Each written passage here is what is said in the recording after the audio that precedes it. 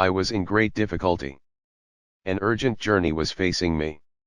A seriously ill man was waiting for me in a village 10 miles distant. A severe snowstorm filled the space between him and me. I had a carriage, a light one, with large wheels, entirely suitable for our country roads. Wrapped up in furs with the bag of instruments in my hand, I was already standing in the courtyard ready for the journey, but the horse was missing. The horse. My own horse had died the previous night, as a result of overexertion in this icy winter.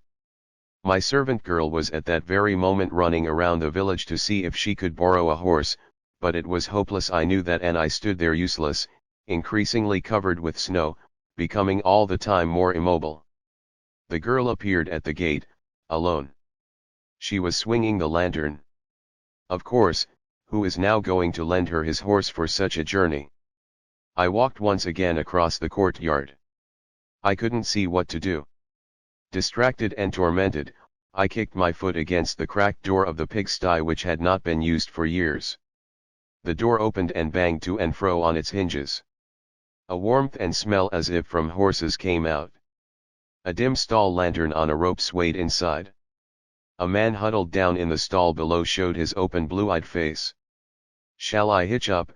he asked, crawling out on all fours. I didn't know what to say and bent down to see what was still in the stall. The servant girl stood beside me. "One doesn't know the sorts of things one has stored in one's own house," she said, and we both laughed. "Hey, brother, hey sister," the groom cried out, and 2 horses, powerful animals with strong flanks, shoved their way one behind the other, legs close to the bodies, lowering their well-formed heads like camels, and getting through the door space, which they completely filled, only through the powerful movements of their rumps. But right away they stood up straight, long-legged, with thick steaming bodies. "Help him," I said, and the girl obediently hurried to hand the wagon harness to the groom. But as soon as she was beside him, the groom puts his arms around her and pushes his face against hers. She screams out and runs over to me. On the girl's cheek were red marks from 2 rows of teeth. "You brute," I cry out in fury, "do you want the whip?" But I immediately remember that he is a stranger, that I don't know where he comes from, and that he's helping me out of his own free will, when everyone else is refusing to. As if he knows what I was thinking, he takes no offense at my threat, but turns around to me once more, still busy with the horses. Then he says, "Climb in," and, in fact, everything is ready. I notice that I have never before traveled with such a beautiful team of horses, and I climb in happily. "But I'll take the reins." "You don't know the way," I say. "Of course," he says, "I'm not going with you. I'm staying with Rosa." "No," screams Rosa and runs into the house, with an accurate premonition of the inevitability of her fate. I hear the door chain rattling as she sets it in place. I hear the lock click. I see how in addition she runs down the corridor and through the rooms, putting out all the lights in order to make herself impossible to find. "You're coming with me," I say to the groom, "or I'll give up the journey, no matter how urgent it is. It's not my intention to give you the girl as the price of the trip." "Giddy up," he says and claps his hands. The carriage is torn away, like a piece of wood in a current. I still hear how the door of my house is breaking down and splitting apart under the groom's onslaught, and then my eyes and ears are filled with a roaring sound which overwhelms all my senses at once. But only for a moment. Then I am already there, as if the farmyard of my invalid opens up immediately in front of my courtyard gate. The horses stand quietly. The snowfall has stopped, moonlight all around. The sick man's parents rush out of the house, his sister behind them. They almost lift me out of the carriage. I get nothing from their confused talking. In the sick room one can hardly breathe the air. The neglected cooking stove is smoking. I want to push open the window, but first I'll look at the sick man. Thin, without fever, not cold, not warm, with empty eyes, without a shirt, the young man under the stuffed quilt heaves himself up, hangs around my throat, and whispers in my ear, "Doctor, let me die." I look around. No one has heard. The parents stand silently, leaning forward, and wait for my opinion. The sister has brought a stool for my handbag. I open the bag and look among my instruments. The young man constantly gropes at me from the bed to remind me of his request. I take some tweezers, test them in the candle light, and put them back. Yes, I think blasphemously, in such cases the gods do help. They send the missing horse, even add a second one because it's urgent, and even throw in a groom as a bonus. Now for the first time I think once more of Rosa. What am I doing? How am I saving her? How do I pull her out from under this groom, 10 miles away from her, with uncontrollable horses in the front of my carriage? These horses, who have somehow loosened their straps, are pushing open the window from outside, I don't know how. Each one is sticking its head through a window and, unmoved by the crying of the family, is observing the invalid.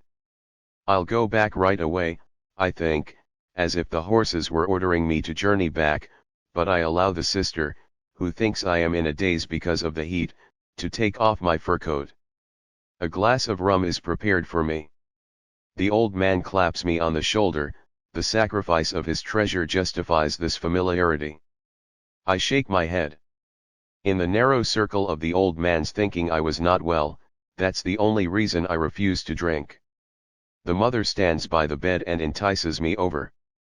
I follow and, as a horse neighs loudly at the ceiling, lay my head on the young man's chest, which trembles under my wet beard. That confirms what I know, the young man is healthy. His circulation is a little off, saturated with coffee by his caring mother, but he's healthy and best pushed out of bed with a shove. I'm no improver of the world and let him lie there.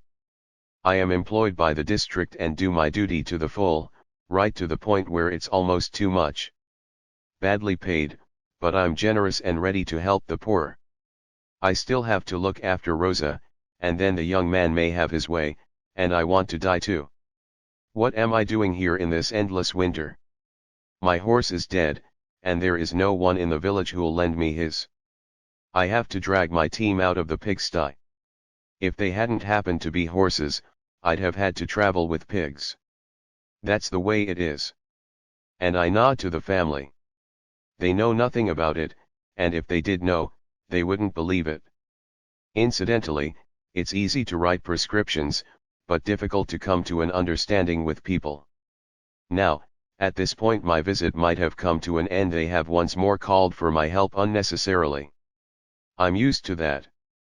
With the help of my night bell the entire region torments me, but that this time I had to sacrifice Rosa as well, this beautiful girl, who lives in my house all year long and whom I scarcely notice. The sacrifice is too great, and I must somehow in my own head subtly rationalize it away for the moment, in order not to let loose at this family who cannot, even with their best will, give me Rosa back again. But as I am closing up my handbag and calling for my fur coat, the family is standing together, the father sniffing the glass of rum in his hand, the mother, probably disappointed in me. What more do these people expect, tearfully biting her lips, and the sister flapping a very bloody hand towel. I am somehow ready, in the circumstances, to concede that the young man is perhaps none the less sick. I go to him. He smiles up at me, as if I was bringing him the most nourishing kind of soup. Now both horses are whinnying. The noise is probably supposed to come from higher regions in order to illuminate my examination, and now I find out that, yes indeed, the young man is ill. On his right side, in the region of the hip, a wound the size of the palm of one's hand has opened up. Rose-colored, in many different shadings, dark in the depths, brighter on the edges, delicately grained, with uneven patches of blood, open to the light like a mine. That's what it looks like from a distance. Close up a complication is apparent. Who can look at that without whistling softly? Worms, as thick and long as my little finger, themselves rose-colored and also spattered with blood, are wriggling their white bodies with many limbs from their stronghold in the inner of the wound towards the light. Poor young man, there's no helping you. I have found out your great wound. You are dying from this flower on your side. The family is happy, they see me doing something. The sister says that to the mother tells the father tells a few guests who are coming in on tiptoe through the moonlight of the open door, balancing themselves with outstretched arms. Will you save me, whispers the young man, sobbing, quite blinded by the life inside his wound. That's how people are in my region. Always demanding the impossible from the doctor. They have lost the old faith. The priest sits at home and tears his religious robes to pieces, one after the other. But the doctor is supposed to achieve everything with his delicate surgeon's hand. Well, it's what they like to think. I have not offered myself. If they use me for sacred purposes, I let that happen to me as well. What more do I want, an old country doctor, robbed of my servant girl? And they come, the families and the village elders, and take my clothes off. A choir of school children with the teacher at the head stands in front of the house and sings an extremely simple melody with the words. Verse.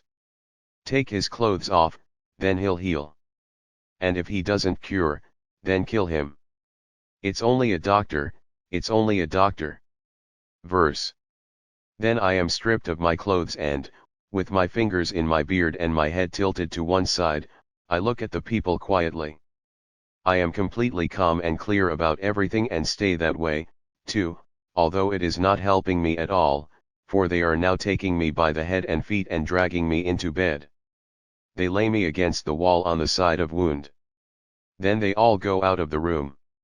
The door is shut. The singing stops. Clouds move in front of the moon. The bedclothes lie warmly around me. In the open space of the windows the horses' heads sway like shadows. Do you know, I hear someone saying in my ear, my confidence in you is very small. You were shaken out from somewhere. You don't come on your own feet. Instead of helping, you give me less room on my deathbed. The best thing would be if I scratch your eyes out. Right, I say, it's a disgrace. But now I'm a doctor. What am I supposed to do? Believe me, things are not easy for me either. Should I be satisfied with this excuse? Alas, I'll probably have to be. I always have to make do. I came into the world with a beautiful wound, that was all I was furnished with. Young friend, I say, your mistake is that you have no perspective.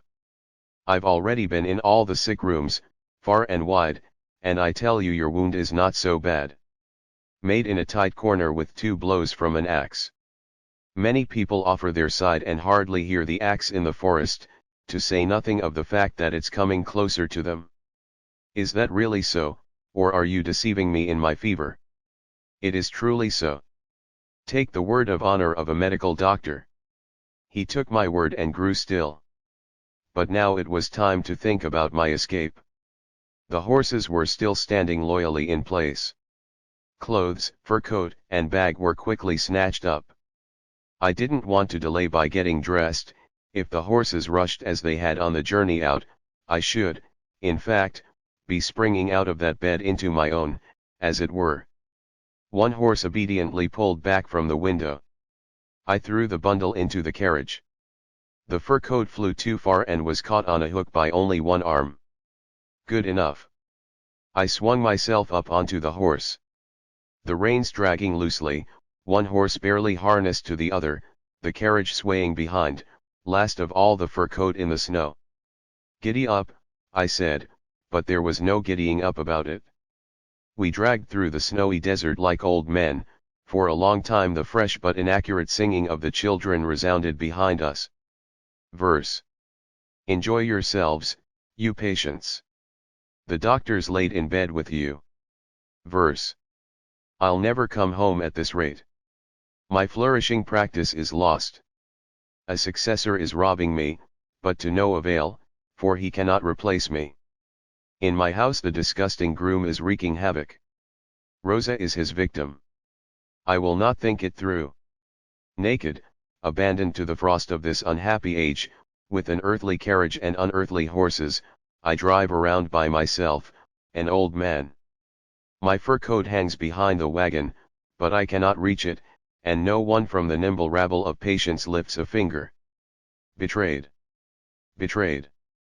Once one responds to a false alarm on the night bell, there's no making it good again, not ever.